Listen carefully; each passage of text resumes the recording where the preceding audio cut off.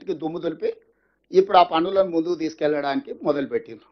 మేము స్పష్టంగా చెప్పినాం, కృష్ణా నదిలో మా ప్రాజెక్టుల అన్ని నీటి కేటాయింపులు, గోదావరి ప్రాజెక్టులో మా ప్రాజెక్టుల నీటి కేటాయింపులు అన్ని వివాదాలు పరిష్కారం అయితే తప్ప మిగులు జలాలు అనేది లెక్క తేలదు. కాబట్టి గోదావరి బేసిన్లో మా పెండింగ్ ప్రాజెక్టులు ప్లస్ 968 టీఎంసీ వాటర్ ప్రాజెక్టులు మేము మొత్తం కట్టుకున్న తర్వాత మిగులు జలాల పైన వరద జలాలు ఉంటే అవి ఎన్ని మిగిలినాయి, దాంట్లో మాకెంత వస్తుంది మీకెంత వస్తుంది. మళ్ళా మిగులు జలాల మనకు వాటా ఉన్నది, వరద జలాలలో కూడా మనకు వాటా ఉన్నది. నికర జలాలలో ఏ విధంగా అయితే ప్రపోర్షనేట్గా 968 టీఎంసీ మనకు 518 టీఎంసీ ఆంధ్రప్రదేశ్కి వచ్చిందో, అదేవిధంగా గోదావరిలో ఉండే మిగులు జలాలు కావచ్చు, గోదావరిలో ఉండే వరద జలాలు కావచ్చు, ప్రపోర్షనేట్గా తెలంగాణకు కూడా ఒక రైట్ వస్తుంది. ఇవన్నీ చర్చించుకోవాలంటే ఆఫీసర్స్ లెవెల్లో ఫస్ట్ డిస్కషన్ జరగాలి. ఆ తర్వాత అక్కడ ఇది కాకపోతే మన మంత్రుల కమిటీలో జరగాలి. అక్కడ కూడా పరిష్కారం కాకపోతే అపెక్స్ కౌన్సిల్లో కూర్చొని మాట్లాడుకోవాలి. అప్పుడు మాత్రమే నికర జలాల లెక్కలు తేలిన తర్వాత మిగులు వరద జలాల మీద చర్చ జరుగుతుంది. మిగులు వరద జలాలలో తెలంగాణకి ఎంత వస్తుందో కూడా లెక్క రాసుకోవాలంటున్నాం మేము. ఇప్పుడు సింపుల్గా సముద్రంలోకి వెళ్తూనే మేము తీసుకెళ్తున్నాం. చంద్రశేఖరరావు గారు 2016 నుంచి 2023 వరకు మాకు సంపూర్ణంగా సహకరించాడు. మా ఎడారిగా మారిన రాయలసీమను రతనాలు సీమ చేస్తా అన్నాడు.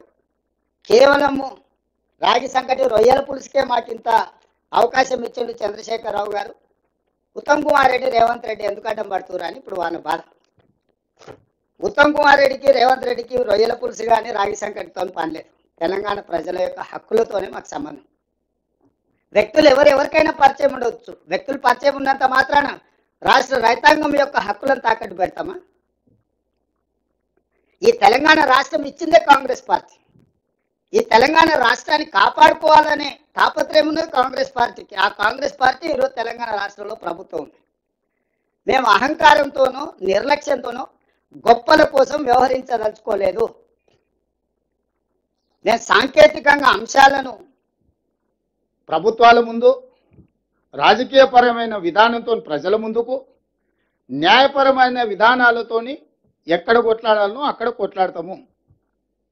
అందుకే ఈరోజు నేను ఆంధ్రప్రదేశ్ ముఖ్యమంత్రి గారికి సూచన చేస్తున్నా. పైనున్న ప్రాంతం మాది, మీరు వదిలితేనే కదా మాకు వస్తుంది అని అంటారు. బాగానే ఉంది, నదీ పరివాహక విధానం కరెక్టే. కానీ కిందున్న ప్రాంతం పైనున్న రాష్ట్రం యొక్క నికర జలాల ప్రాజెక్టులకు కూడా ఎందుకు అభ్యంతరాలు పెడుతున్నారు? మీరు మొట్టమొదట బ్లాంకెట్గా మాకున్న మా హక్కులు కృష్ణానది జలాలు, పట్టిసీమ జలాలు గోదావరి నుంచి మీరు తాత్కాలికంగా కృష్ణా బేసిన్, కృష్ణా డెల్టాకి తీసుకెళ్ళారు 90 టీఎంసీలు.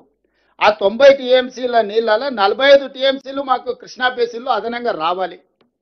ఆ 45 టీఎంసీలు ఇస్తే అదేవిధంగా మేము ఒక 90 టీఎంసీలు మేము మైనర్ ఇరిగేషన్లో వాడుకుంటున్నాం. అవి ఆ మైనర్ ఇరిగేషన్ వాటిని మేము మేజర్ ఇరిగేషన్లో కన్వర్ట్ చేసుకుంటూ ఒక 45 టీఎంసీలు పాలమూరు రంగారెడ్డి ఎత్తిపోతలకు కేటాయింపులు ఇవ్వండి అని మేము తిరుగుతా ఉన్నాం. నేను ఉత్తమ్ కుమార్ రెడ్డి గారు 18 నెలల నుంచి మా కృష్ణా బేసిన్లో ఉండే పాలమూరు రంగారెడ్డి ఎత్తిపోతలకు, మా కల్వకుర్తి లిఫ్ట్ ఇరిగేషన్కు నీటి కేటాయింపులకు మీరు కేంద్ర ప్రభుత్వానికి నిరభ్యంతర పత్రం ఇస్తే మాకు కేటాయింపులు వస్తే మేము ఆ ప్రాజెక్టులకు లోన్లు తెచ్చుకుంటాం, నిధులు తెచ్చుకుంటాం, మేము ప్రాజెక్టులు కట్టుకుంటాం. దాంతో మా పని సులువు అవుతుంది.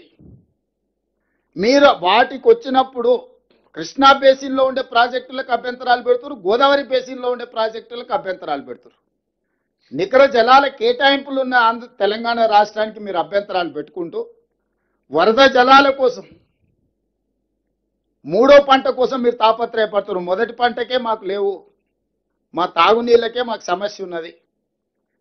మీరు కూడా ముందుకు వచ్చి సహకరించాలి కదా ఆంధ్రప్రదేశ్ ముఖ్యమంత్రి గారు. ఈ సమస్యలు ఒకవైపున పరిష్కారం కావు, ఒకవైపు నిర్ణయాలతో ఇది ముందుకు పోదు. ఇరువైపులో చర్చించుకోవాలి. చర్చల ద్వారానే పరిష్కారం వస్తుంది. కేంద్ర ప్రభుత్వం పెద్దన పాత్ర పోషించాలి చట్టపరంగా. Apex council chairperson is Jal Shakti minister. ఆనాడు ఉమాభారతి గారు ఉన్నారు, తర్వాత గజేంద్ర సింగ్ షెకావత్ ఉన్నాడు, ఈరోజు సిఆర్ పాటిల్ ఉన్నాడు. పెద్దన్న పాత్ర పోషించాల్సిన కేంద్ర ప్రభుత్వము ఒక లిటిగేషన్ క్రియేట్ చేస్తుంది. పరిష్కరిస్తే మా దగ్గర ఎందుకు వస్తారు? ఈ పంచాయతీ ఇట్లుంటేనే ఇద్దరు మా దగ్గరకు వస్తారు కదా, అప్పుడు ఇద్దరు జుట్టు పట్టుకొని ఆడించవచ్చు అని కేంద్ర ప్రభుత్వం యొక్క విధానం. ఇన్ని మాటలు మాట్లాడే కిషన్ రెడ్డి గారు ఎందుకు ఈ నీటి కేటాయింపులకు సంబంధించి బాధ్యత తీసుకోరు? కేంద్ర మంత్రి కదా ఆయన, union cabinet minister. CR Patil గారికి ఎంత హోదా ఉందో కిషన్ రెడ్డి గారికి కూడా అంతే హోదా ఉంది. మేము పర్సనల్గా కలిసి చెప్పినాము, అధికారులను పంపించి చెప్పినాం కిషన్ రెడ్డి గారికి, ఈ నీటి కేటాయింపులకు సంబంధించి మీరు మాట్లాడండి, మీరు బాధ్యత తీసుకోండి. ఇప్పుడు అదే ఆంధ్రప్రదేశ్ నుంచి రామ్మోహన్ నాయుడు నుంచి అందరూ పోయి ఆడ కూర్చొని ఆంధ్రప్రదేశ్కు నీళ్ళు ఎట్లా తీసుకుపోవాలనో table to table, office to office తిరుగుతున్నారు ఆంధ్రప్రదేశ్ మంత్రులు, ఆంధ్రప్రదేశ్ నుంచి కేంద్రంలో ఉన్న మంత్రులు. మరి కిషన్ రెడ్డి గారు ఈ పని చేయడం లేదు. ఈ వివిధాన్ని పెంచి పెద్ద చేస్తే తద్వారా బీఆర్ఎస్ మళ్ళీ బతుకుతే మళ్ళీ మాకేదో రాజకీయంగా ప్రయోజనం ఉంటుంది, కాంగ్రెస్ను మార్జినలైజ్ చేయొచ్చు అనేది వాళ్ళ ఆలోచన.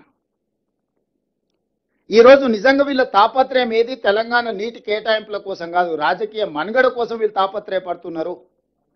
ఈ వేదికలో ఈ రూమ్లో ఉన్న ప్రజాప్రతినిధులందరికీ నా సూచన ఒకటే, ఇది వ్యూహాత్మకమైన రాజకీయ ఎత్తుగడ. అంతరించిపోతున్న బీఆర్ఎస్ను పునరుజ్జీవింపజేసుకోవడానికి చేస్తున్న ఒక ప్రయత్నము. దింపుడు గల్లం ఆశ అంటారు కదా, ఈరోజు దింపుడు గల్లం ఆశతోటి నదీ జలాలను అడ్డం పెట్టుకొని దీన్ని వివాదాన్ని సృష్టించి మన మీద బురద జల్లి మనల్ని దోషులుగా నిలబెట్టి రాజకీయ లబ్ధి పొందాలనుకుంటున్నారు. ఈ విషయాలను ప్రజలందరికీ వివరించాలి. మీరు ఏ ఊరికి పోయినా, మీరు గ్రామ పంచాయతీలో అభివృద్ధి కార్యక్రమాలకు పోయినా, మండలానికి పోయినా, నియోజకవర్గానికి పోయినా, జిల్లాకు పోయినా, ఇక్కడ ఉన్న ప్రజాప్రతినిధులందరికీ నా విజ్ఞప్తి ఒకటే, ప్రజలకు పూర్తిగా వివరించాలి.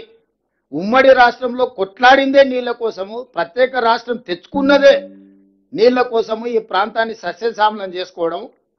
ప్రత్యేక రాష్ట్రం వచ్చిన 10 సంవత్సరాలలో చంద్రశేఖరరావు గారు ఆనాటి ప్రాజెక్టులను పూర్తి చేయకపోను మన నీటి హక్కులను స్వయంగా సంతకం పెట్టి తాకట్టు పెట్టి వచ్చిన మీటింగ్లలో. కృష్ణానది జలాలను తాకట్టు పెట్టడమే కాదు, గోదావరి జలాలను కూడా తాకట్టు పెట్టేసి 3000 టీఎంసీలు సముద్రంలో పోతున్నాయి. మీరు పోలవరం కింది నుంచి గోదావరి జలాలను పెన్నా బేసిన్ వరకు, కృష్ణా బేసిన్ దాటి పెన్నా బేసిన్ వరకు, ఒంగోలు ప్రకాశం వరకు కూడా తీసుకెళ్ళండి అని ఈరోజు ఆ రాచపుండును ఆయన పెడితే అది ఈరోజు మనకు ఒక సమస్యగా సృష్టించాలని వాళ్ళు ప్రయత్నం చేస్తున్నారు. మనం మెదలకుంటూ ఉంటే ఏముందిలే ఆయన చెప్పేది ఎవరు నమ్ముతాడని మీరు అనుకుంటే ఓ రోజు అబద్ధం తిరిగి నిజానికంటే ఎక్కువ ప్రమాదకరంగా తయారైంది. నిజం గడప దాటే లోపలనే అబద్ధం ఊరంతా తిరిగి వస్తుంది అంటారు కదా, దాన్ని చంద్రశేఖరరావు వాళ్ళ అల్లుడు హరీష్ రావు గారు బాగా నమ్ముతారు. ఎందుకంటే వాళ్ళ లైఫ్ సక్సెస్ మొత్తం అబద్ధాల మీదనే ఉంది. ఫ్యామిలీ ప్యాకేజ్ కింద అబద్ధాలు చెప్పి బ్రతకడం బాగా నేర్చుకుని వాళ్ళ ట్రైనింగే అట్లుంది, స్కూలే అట్లుంది, సిలబసే అట్లుంది, ఓన్లీ అబద్ధాలే చెప్పాలి మనం అని. నిజం చెప్తే విక్రమార్కుడు ఉంటుంది కదా, నిజం చెప్తే మీ తల వేవు ముక్కలైపోతుంది అన్నట్టు, నిజం చెప్పితే వాళ్ళు చచ్చిపోతారని వాళ్ళకి ఏదో శాపం ఉన్నట్టుంది, అన్ని అబద్ధాలే.